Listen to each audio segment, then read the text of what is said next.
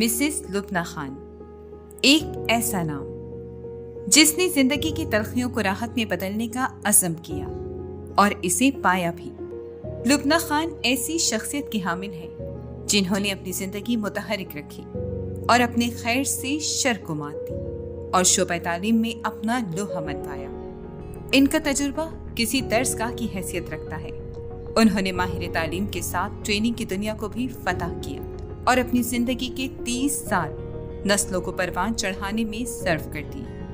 उन्होंने बतौर single parent ही बच्चों की परवरिश की और इस नशेब व फराज को मुस्तहकम करने के लिए हर डर व खौफ का सामना किया। आइए बाहिम्मत जामे मर्दी की बोलती मिसाल से आपको मिलवाते हैं ताकि आपके हौसले भी चट्टान की ताबीर हो सके। मैंने अपने कैरियर का आगाज़ जो है बहुत छोटी उम्र से शुरू किया। एक्चुअली मुझे पढ़ाने का बहुत शौक़ था, बड़ा पैशन था मुझे बच्चों को पढ़ाने का। मैंने मैट्रिक करते के साथ ही एक मोहल्ले का स्कूल ज्वाइन कर लिया और वहाँ पे पढ़ाना शुरू कर दिया और साथ साथ अपनी स्टडीज़ भी जारी रखी। और ये बात है तकरीबन 89-90 की। और उसके बाद वो मेरा पैशन भी बढ़ता गया और मुझे मज़ा आने लगा टीचिंग में। बच्चों को पढ़ाती गई, बहुत छोटे बच्चों से स्टार्ट किया था 1-2 से, फिर स्कूल चेंज किया, बहुत छोटी सी सैलरी होती थी, फिर आहिस्ते आहिस्ते बड़े बच्चों की तरफ गए और फिर मैंने मैट्रिक तक पढ़ाया। फिर एक दफ़ा मेरी प्रिंसिपल ने कहा कि आप एडमिनिस्ट्रेशन मैनेजमेंट साइड पे आओ, आपके अंदर स्किल्स हैं। तो शौक़ तो मुझे था ही। फिर मैं एडमिनिस्ट्रेशन में गई, मैनेजमेंट साइड में गई और वहाँ पे मैंने बहुत लर्निंग की, लेकिन स्टडीज़ मैंने साथ साथ जारी रखी। बीच में शादी हो गई, शादी के बाद भी मैंने अपनी स्टडीज़ को जारी रखा, लर्निंग को जारी रखा। और अब तक मैं एजुकेशन के शोबे से ही वाबस्ता हूँ क्योंकि अभी भी मेरा पैशन है। लेकिन अब ये है कि मैं स्टूडेंट के बजाय टीचर्स को पढ़ाती हूँ। कभी सॉफ्ट स्किल्स की ट्रेनिंग दे रही होती हूँ, कभी वैल्यूज़ पे दे रही होती हूँ, कभी पर्सनालिटी डेवलपमेंट पे दे रही होती हूँ और कभी उनकी अपनी एकेडमिक सब्जेक्ट्स के ऊपर दे रही होती हूँ। तो ये ट्रेनिंग्स हमारी चलती रहती हैं और मुझे बड़ा शौक़ है कि मैं जो हूँ स्पेशली फ़ीमेल्स को उनकी अपने प्रोफेशन के अंदर इतनी स्ट्रेंथ दे दूँ, उनकी स्किल्स इतनी डेवलप कर दूँ कि कभी भी ज़िंदगी में खुदा ना खास्ता कोई भी मोड़ ऐसा आए तो वो अपने आप को, अपनी फैमिली को, अपने बच्चों को, अपने घर को बहुत अच्छे से संभाल लें, आगे बढ़ें। और ये मेरा पैशन है, अभी तक मुझे शौक़ है। उसके लिए मैं अपनी ऑर्गेनाइजेशन के अलावा भी डिफरेंट ऑर्गेनाइजेशंस हैं या अगर सोशल वर्क के तौर पे वो मुझे इनवाइट करते हैं तो मैं ज़रूर जाती हूँ और बहुत ज़्यादा एक्टिवली पार्टिसिपेट करती हूँ और I really love to do this work. देखें, ये शोबा जो है वैसे एक सबसे बड़ी वजह तो यह है कि मेरा पैशन था पढ़ाना, मुझे पसंद था बच्चों को पढ़ाना। उसके बाद फिर टीचर्स को पढ़ाना शुरू कर दिया कुछ सालों से। लेकिन एक बहुत बड़ी वजह और भी है। देखिए, ये जो काम है ना, ये काम इंसान का काम नहीं है, ये अल्लाह ताला के नबियों का काम है, वलियों का काम है, जिन्होंने हमें तालीम दे के पूरे माशरे में दीन इस्लाम फैलाया, इंसान को इंसान बनना सिखाया, सही और गलत की तमीज़ सिखाई।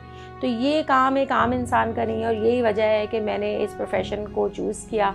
और दूसरी सबसे बड़ी वजह यह है कि इस प्रोफेशन में फ़ीमेल्स के लिए स्पेशली बहुत रिस्पेक्ट है और शॉर्ट टाइम भी है। शादी के बाद रियलाइज़ हुआ कि एक शॉर्ट टाइम भी है तो मैं अपनी फैमिली, बच्चों को, अपने आप को उसमें एडजस्ट कर सकती हूँ। ज़्यादातर रीज़न भी यही है कि फीमेल ओरिएंटेड इंडस्ट्री है।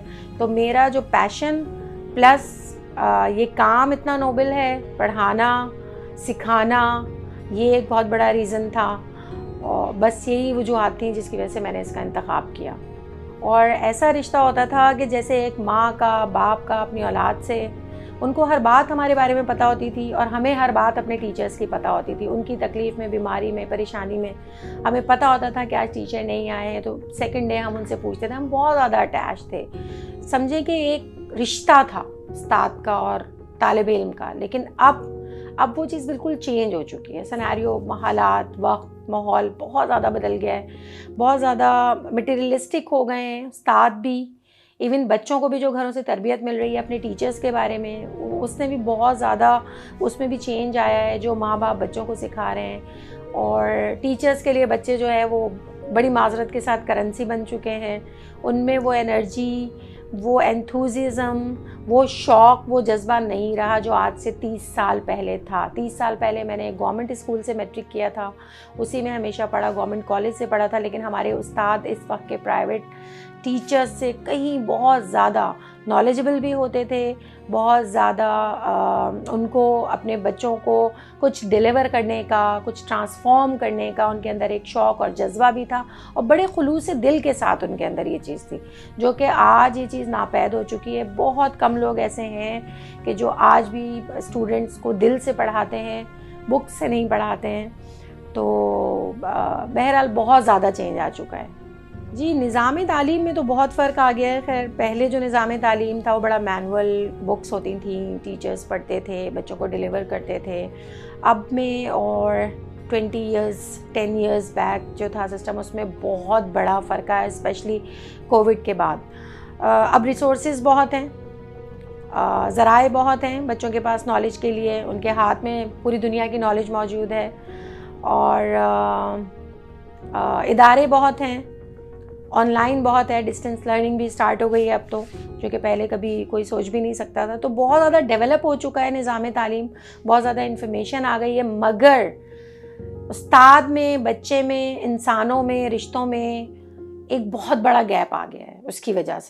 उसकी वजह ये है कि अब जो है वो टीचर बच्चे को उस रिसोर्स की तरफ कन्वर्ट कर देता है जो कि बच्चे को फिर कहीं और किसी और से ले जाता है। फॉर इंस्टेंस मोबाइल फ़ोन, बच्चे को जो असाइनमेंट्स मिलते हैं, जो भी रिसोर्सेज है, लिंक्स दिए जाते हैं, तो उस पर कोई चेक एंड बैलेंस नहीं है हमारे वालिदैन का।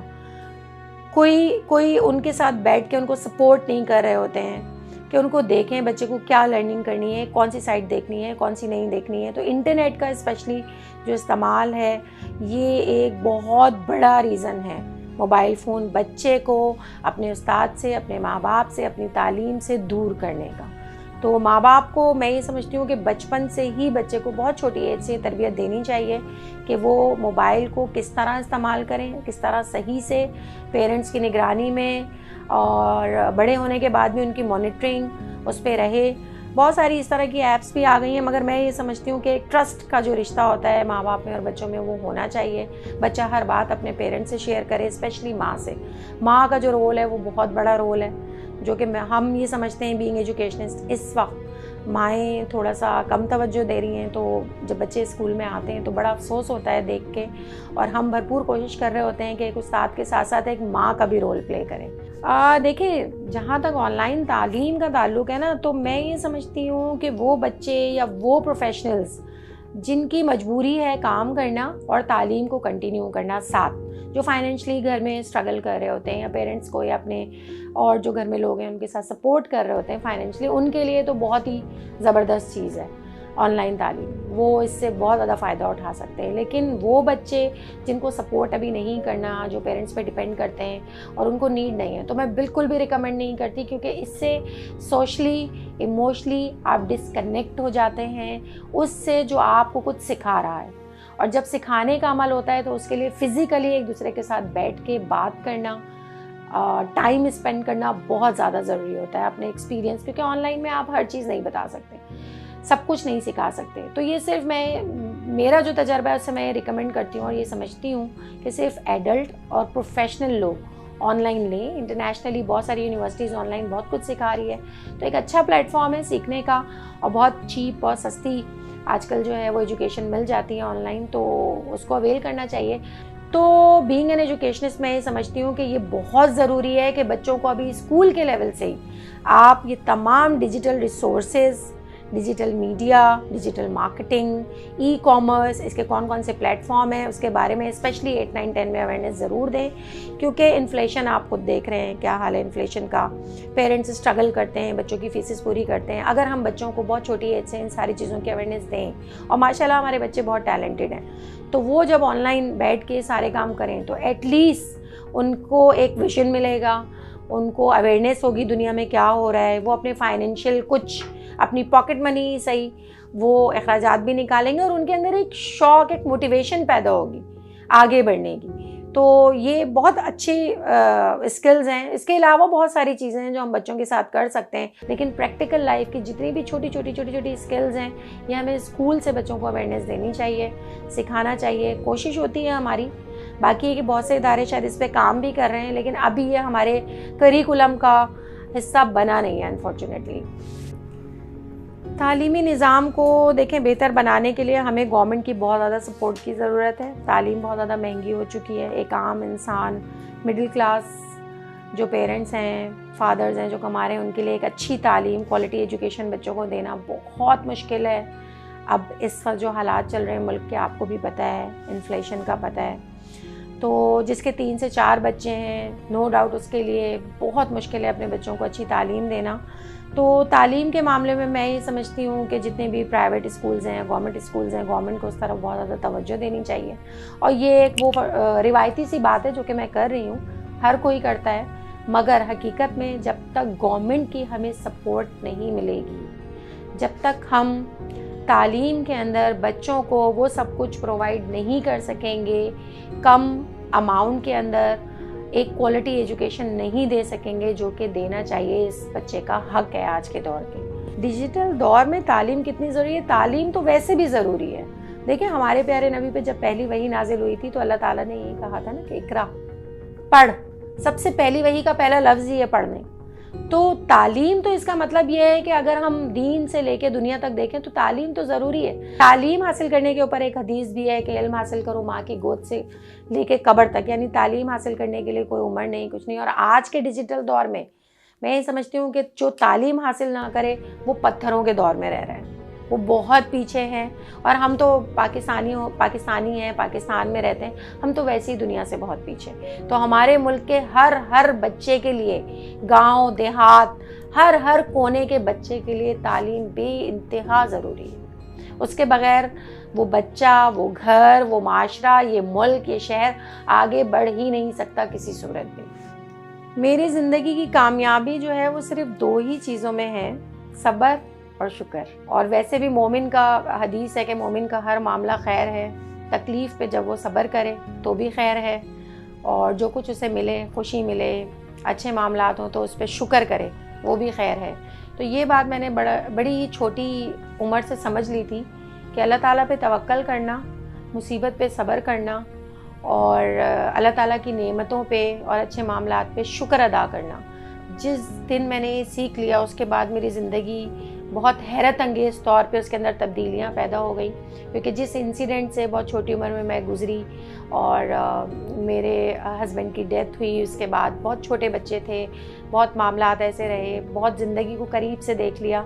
मगर ये कि अल्हम्दुलिल्लाह एक ज़िम्मेदार शख्स के तौर पे मैंने लाइफ को आगे बढ़ाया, वरना एक गैर ज़िम्मेदार शख्स के तौर पे मैं बहुत सारे कंप्लेंट्स भी कर सकती थी, बहुत सारे मायूस हो सकती थी। तो हमारे इर्द गिर्द 2 ही तरह के लोग होते हैं, ज़िम्मेदार और गैर ज़िम्मेदार।